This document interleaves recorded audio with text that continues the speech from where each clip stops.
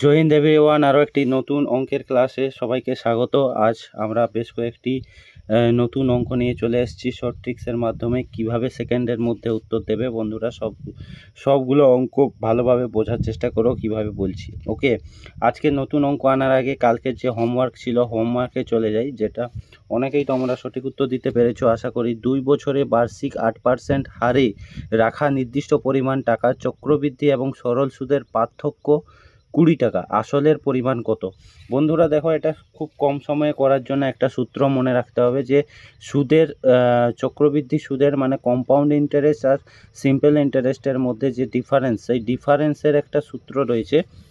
Difference সমান হচ্ছে P into R by 100-এর square, P into R by 100-এর স্কোয়ার। এই সূত্রটা মনে রাখলেই যথেষ্ট। যদি 2 বছরে বার্ষিক সুদের হার থাকে, অর্থাৎ বছরটা যদি 2 বছর থাকে, এই সূত্রটা দিয়ে দেবে, একদম 100% অ্যান্সার হয়ে যাবে। তাহলে ডিফারেন্স সমান এখানে আমরা মানগুলো পুট করে দেবো। ডি সমান হচ্ছে 20, পি সমান হচ্ছে, পিটা বের করতে হবে, আসলের পরিমাণ কত বের করতে হবে। আর বাই 100 স্কোয়ার মানে আমরা দুবার লিখে দেবো। আর মানে হচ্ছে 8/100 ইন্টু 8/100, এখানে স্কোয়ার ছিল বলে দুবার লিখে দিলাম। এরপর দেখো, এটা আমরা কাটাকাটি করার চেষ্টা করব। 4 দিয়ে কাটি, 4 2 8, 4 25 100, আবার 4 দিয়ে কাটবো, 4 2 8, 4 25 100।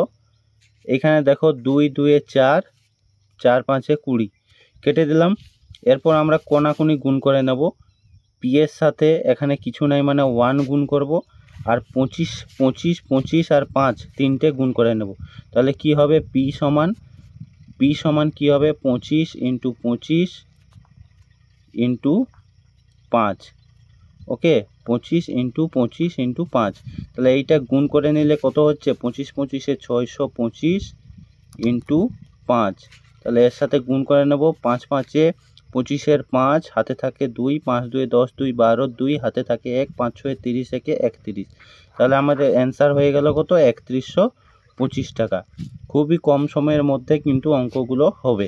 আজকে দেখো প্রথম কোশ্চেন, কোনো ঘনকের আয়তন 512 সেন্টিমিটার হলে তার সমগ্র তলের ক্ষেত্রফল কত?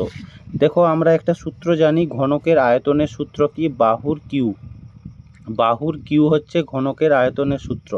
এই বাহুর কিউ সমান হচ্ছে 512। তাহলে বাহু সমান কি হবে? বাহু সমান হবে এই 512টাকে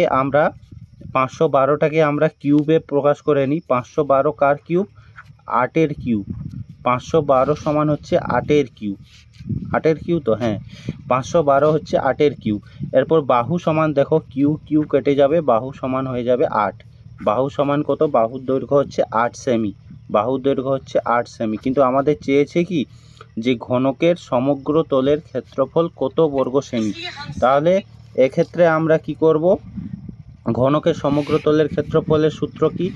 6 ইন্টু বাহু স্কোয়ার, 6 ইন্টু বাহু স্কোয়ার। তাহলে সূত্রটা আমরা বসিয়ে দেবো। 6 ইন্টু বাহুর স্কোয়ার মানে 8-এর স্কোয়ার সমান 6 ইন্টু 64। তাহলে এইটা গুণ করে নিলে কত হচ্ছে? এইটা আমাদের কত হচ্ছে? 6 4 24, 4 হাতে থাকে 2, 6 6 36, 37 38, 384 আমাদের সঠিক উত্তর হয়ে যাচ্ছে। অপশান সি, 384 বর্গ সেন্টিমিটার। কি হবে? 384 বর্গ সেন্টিমিটার সঠিক উত্তর। ঠিক আছে, সূত্রটা বসিয়ে দিলেই সঠিক উত্তর হয়ে যাবে। এরপর চলো আমরা নেক্সট কোশ্চেনে চলে যাই। নেক্সট কোশ্চেন দেখো, ঐকিক নিয়মের একটা কোশ্চেন। 25 জন লোক 4 দিনে আয় করে 810 টাকা। 12 জন লোক 15 দিনে কত টাকা আয় করবে? দেখো, এইরকম বহু অঙ্ক কিন্তু পরীক্ষায় আসে। ডব্লিউপিতে তো আসেই, ডব্লিউপি কেপিতে তো আসবেই এরকম একটা অঙ্ক। ঠিক আছে, তো এই ধরনের অঙ্ক করার ক্ষেত্রে কিচ্ছু মনে রাখার দরকার নেই। আমি যেটা বলছি একটা শর্ট ট্রিক্স মুখস্থ করে নাও। যে শর্ট ট্রিক্সটা বলছি ওটা কিন্তু তোমরা মুখস্থ করে নাও। কি? জন, দিন আর ঘন্টা। জন, দিন আর ঘন্টা এগুলো যদি থাকে, এগুলো সব থাকবে উপরে। জন, দিন, ঘন্টা থাকবে উপরে, আর বাকি সব নিচে। জন, দিন, ঘন্টা উপরে, উপরে থাকবে জন দিন ঘন্টা, আর বাকি যাই থাকবে সেগুলো নিচে থাকবে। আবার ভালো করে বলছি, জন দিন ঘন্টা উপরে, বাকি সব নিচে। এগুলো কিন্তু এই জিনিসটা শুধু মুখস্থ করে রাখো, আর কিছু মনে রাখার দরকার নেই। ঐকিক নিয়মের সব অঙ্ক তোমরা সেকেন্ডের মধ্যে উড়িয়ে দিতে পারবে।